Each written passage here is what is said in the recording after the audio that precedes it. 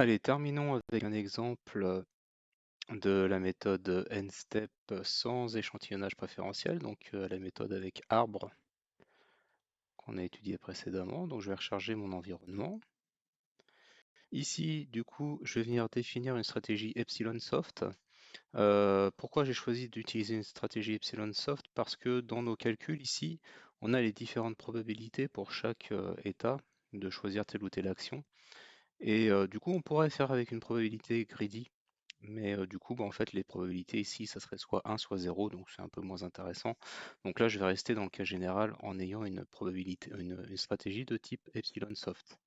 Donc ma stratégie cible, ça sera une stratégie qui, à chaque paire d'états, enfin à chaque état, me propose des probabilités de prendre telle ou telle action. Du coup, on va mettre en place cet algorithme.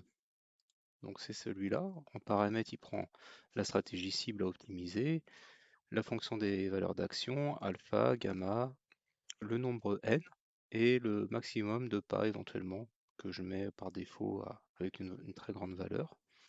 Et du coup, en fait, dans notre algorithme, on retrouve la même structure que celle qu'on avait précédemment, sauf que ici, on a le calcul du gain de la cible qui reprend du coup le calcul qui est ici, et on a le calcul ici, tout ça en fait c'est le calcul de la cible, la suite du calcul de la cible ici, et puis ensuite on a la mise à jour des valeurs d'état.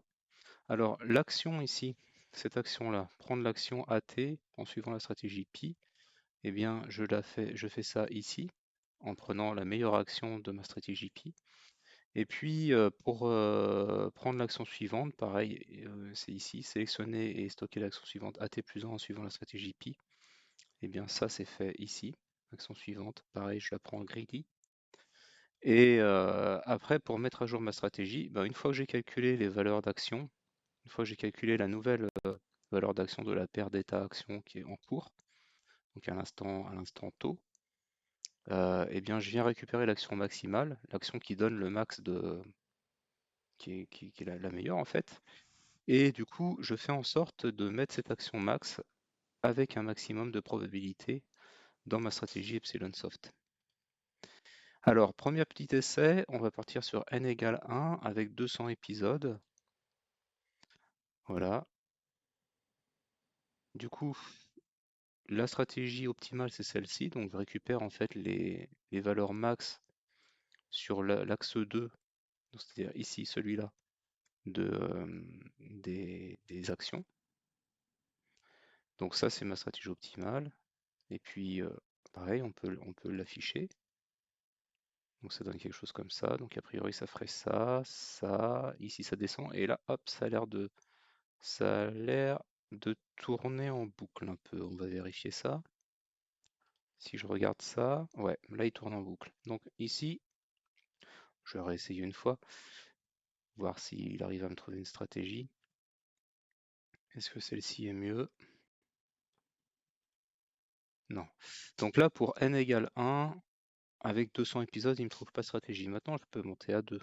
Je vais mettre n égale 2 et je vais voir si est-ce qu'il me trouve une stratégie pour n égale 2 par exemple. Donc là, il ferait ça, il descend, il descend. Ça a l'air mieux là. Là, j'ai du vent, donc il monte. Ici, il monte. Ici, on va vérifier, mais ça a l'air d'être un peu mieux. Est-ce qu'il m'a trouvé une stratégie? Oui. Donc là, il m'a trouvé une stratégie à 21 états. Voilà, donc c'est cette stratégie-là. Il descend, il remonte, toc, toc. Il fait ça, il revient sur l'objectif. Donc, c'est pas la meilleure stratégie, mais en tout cas, il m'en a trouvé une. Donc, on voit bien ici que pour n égale 2, j'ai des meilleurs résultats que pour n égale 1. Maintenant, si par exemple je prends n égale 4, est-ce que il me trouve quelque chose? Donc si je regarde directement ici, là il m'a trouvé une stratégie à 18 états. Donc c'est un peu mieux que ce que j'avais. Voilà. Et puis par exemple, je sais pas si ça sera mieux, mais n égale 6, c'est pas certain que ce soit mieux parce que peut-être ça marchera moins bien au contraire. Voilà, là il n'a pas trouvé. Donc a priori, il faut rester autour de n égale 3 à peu près, peut-être. Est-ce que 3 fonctionne bien? Ouais, 20 états. Et du coup, ce que je peux faire, bah, je peux essayer d'augmenter ça. Je peux mettre 500 épisodes, par exemple. Si je mets 500 épisodes avec n égale 3, là, a priori, j'ai quelque chose ici où il va toujours à droite. Ici, toc, ça a l'air d'être un peu mieux, je pense. Non, il n'a pas trouvé. Peut-être n égale 2. Est-ce que là, il me trouve quelque chose? 17, voilà, 17 états, c'est la meilleure qu'on a eue.